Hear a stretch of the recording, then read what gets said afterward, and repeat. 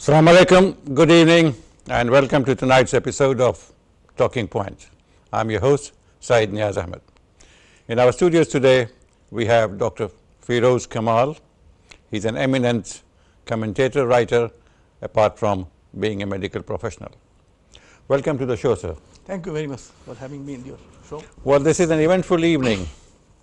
A country that ruled over the waves, the sun never set on British Empire, today is going to become independent of Europe.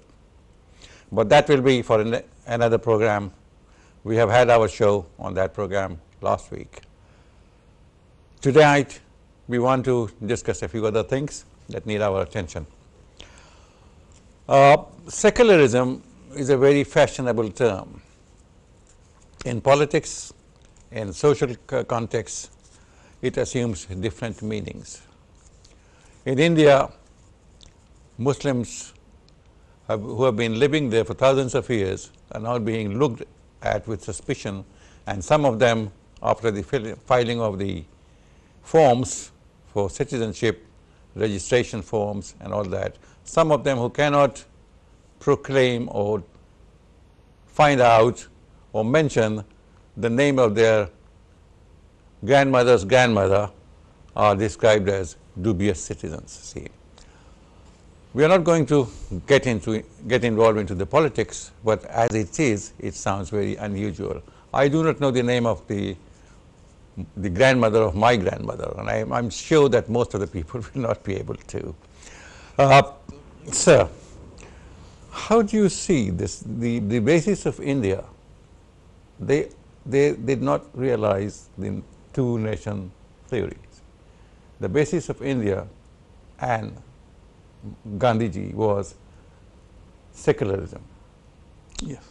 Nothing to do with religion. Everybody who says politics was devoid of religious affiliations.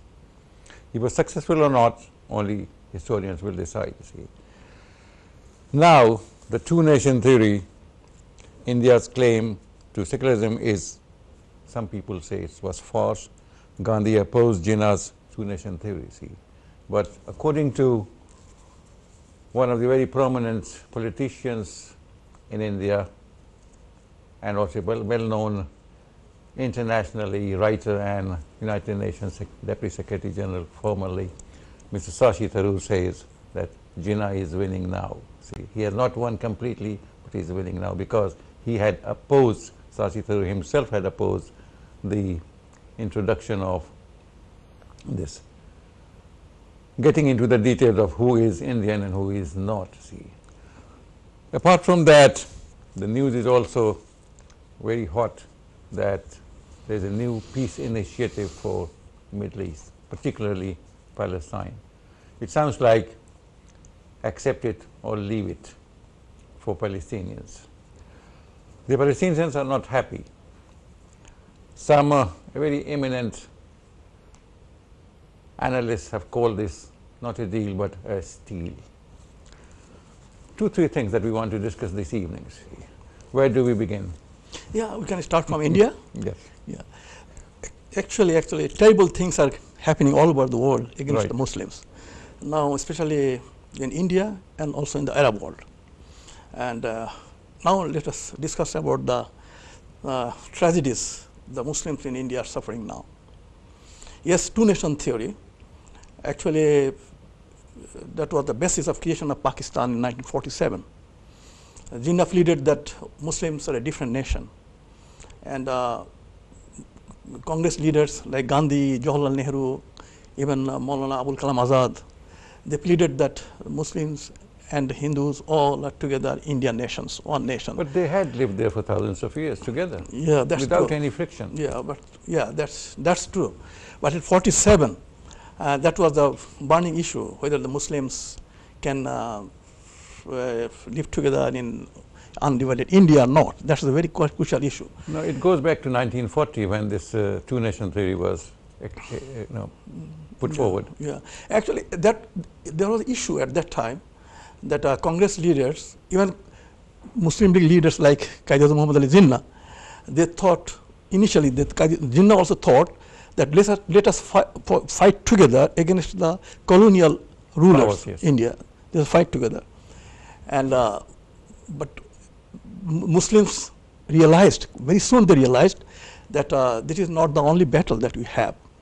Suppose we are fighting together against the British colonial rule, and after that, then we will have another fight against the Hindu majoritarian rule, the Hindu rule or Hindu dominance. So they realized that let us settle this issue first. Also because the Muslims of India were lagging behind in education because of the opposition to English style education by the very religious groups in India? Yeah, that's true. Actually, there are a lot of efforts before the creation of Pakistan, before 47, during the British rule, that Muslims should get some adequate share in politics, in administration, and business, in culture, and everywhere. Because Muslims are not given any space in politics, in administration, in education. You're talking about post 1947? No, before 47. Suppose in Bengal, Muslims are about 55%, but in government jobs they are less than 5%. But we had our chief minister. Yes, chief ministers. But the problem was that there was no space vacant. You know that there was a pact between Chittaranjan Das and Sarwardi. It is called Chittaranjan Das Sarwardi Pact. That Chittaranjan Das was the mayor of Calcutta, and his deputy was Sarwardi. At that time, deputy mayor of Calcutta. So they came to the. When was that? It was before. I can't remember the time at what exact time. I remember that in 1943-44 there was a Muslim mayor of Calcutta. Yes, yeah. Even Siribangla was mayor at one time, and now Calcutta mayor is a Muslim. So the first Muslim mayor now, after in 72 years. However, Chittaranjan Das thought that we should give some space. We should give some space for the Muslims, especially in the government jobs. But those who are in the jobs, they revolted against that because no, you see, they denied. So the pact failed. Then the Muslim thought that that we should establish separate land for the Muslims. Then the Pakistan, the issue of Pakistan came. And some people actually argue that creation of Pakistan, a division of India, was wrong. But many people, I had to face many people that the division of India was wrong. But one thing, division of India was very, very helpful for the Muslims. Suppose in India is having about 200 million Muslims. In Bangladesh, we are having 160 million Muslims. Right. And in Pakistan, 220 million Muslims. 22 crore, and Bangladesh 60 crore.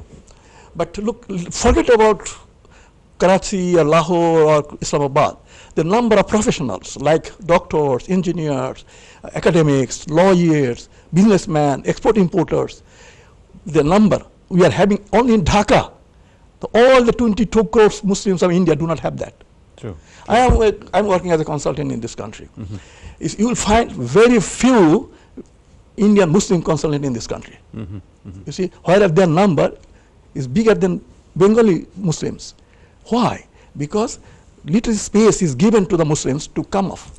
That you see as the benefit of two-nation theory. Exactly, exactly. So forget about Pakistan, Karachi having more. At this moment, I would like to see that video. Can we see that video, please?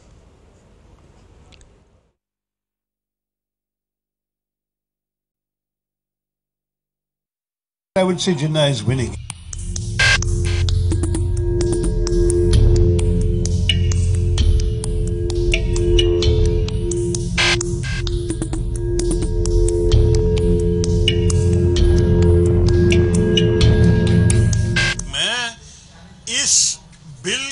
Introduction को भी रुकना कोशिश किया। मैं parliament में उठ के बोला कि ये तो शुरुआत से ही अनकॉन्स्टिट्यूशनल है, क्योंकि हमारे जो स्वतंत्रता की बुनियाद में हमने तय किए थे कि रिलीजन, धर्म, मजहब, ये this is nothing to do with citizenship. हमारे संदेश ये थे कि जब पाकिस्तान ने बताया कि वो लोग अपनी ही आइडेंटिटी अपने मजहब के थ्रू मानते हैं, That was the idea of Pakistan. Mahatma Gandhi ये logic को कभी नहीं समर्थन किया. I would not say Jinnah has completely won, but I would say Jinnah is winning. In fact, I would say there is still a choice available to the nation between Jinnah's idea of a country and Gandhiji's idea of a country. The CAA is obviously a major, if you were talking tennis, you'd say one set up or big first innings lead for the Jinnah idea. But the next step, as we were saying a little earlier, would be if the CAA NRC if the CAA were to lead to an NPR and NRC that would pursue the same line. If that happens, only then would you say that Jinnah's victory is complete. If we go around this country authorizing people to interview all our citizens and then identify certain who are of quote-unquote dubious citizenship, that is a term used in the NPR rules crafted by this government. They're hastily saying NPR goes back to UPA's days. UPA itself was implementing a decision of Atal Bihari Vajpayee's government, but it never asked where were your parents born, and it never asked the enumerators never authorized them to note on the margin dubious citizenship. That is a purely BJP invention. This government has brought it up. And if they do that, you can be pretty sure you can guess which Indians are going to be found to be of dubious citizenship, and they will principally be from the one community that is not mentioned in the CAA. If that happens, then indeed is Jinnah's victory. He can, from wherever he is, he can point to this place and say, see, I was right in 1940. We are separate nations, and Muslims deserve their own country because Hindus cannot be just towards them. I would not say.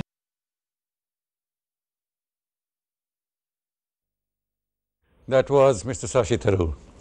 He says Jinnah is not winning, but he has not won, but he is winning. That means the two-nation theory is working, and it's working very well for the Muslims in other countries, but not in India, not the Indian Muslims. Actually, two-nation theory won in 1947. Yep. In 1947 and then 1971, yep. India, especially Indira Gandhi, declared the death of two-nation theory. Right. He celebrated the death of two-nation theory in 1971. Right, right. Now, Shashi Tharoor is telling that it is again winning. Two-nation theory is winning. The same party. Yes, same party, yes. Those who celebrated the death of two-nation theory, they are telling that two-nation theory is coming up. Actually, what's the basis of nation? That's important questions. Every nation has a specific vision, yep. a specific mission. They are their own heroes. That's the thing. How they identify with these heroes, that's the important question. And that is basis of nation based on that. Suppose we the Muslims, we are designated by Allah subhanahu wa ta'ala as the viceroy of Allah subhanahu wa ta'ala. Right. So that is our vision, that we should work as the viceroy of Allah subhanahu wa ta'ala. All are not that. Mm-hmm. So the Hindus, they have their own vision. So they have their own idols, the deities, they have their own mission. And then we have our own heroes. Suppose Ikhtiar Muhammad bin Mukhtar Khilji, our hero, though he was a Turkish, but he's a hero because he conquered Bengal, and then he opened the door of Islam. Mm-hmm. And because of him, we become Muslims in Bengal. Suppose Ghori, Sultan Muhammad Ghori, yeah. He owned India, he owned over Delhi, so he's a hero. But the Indian Hindus, do that identify with him? No. No, they do not identify. This is the thing, actually, nation is based on these things. Who is your hero? What is your vision? What is your mission? That forms the foundation of nationhood. That's the reason they think that we are foreigners, quote unquote. No, foreigner, how can you say foreigner? You see, migration, victories, population of different language, different religion live in different parts of the world. We can't say foreigner. We can't say foreigner. Are you foreigner? Are those Muslims, Bengali Muslim, Bihari Muslim, UP Muslim, Gujarati Muslim, those who live there, are the foreigner? They are the son of the soil. They are born there. They have adopted different religion. For that reason, you can't say the foreigner. True. You can't say foreigner. A country this is the plurality, diversity in religion. Diversity, you can't say that those who are not of my faith, they are foreigner. Our unity lies in plurality. Exactly. We'll take a break here, and when we come back, we'll pick up the thread.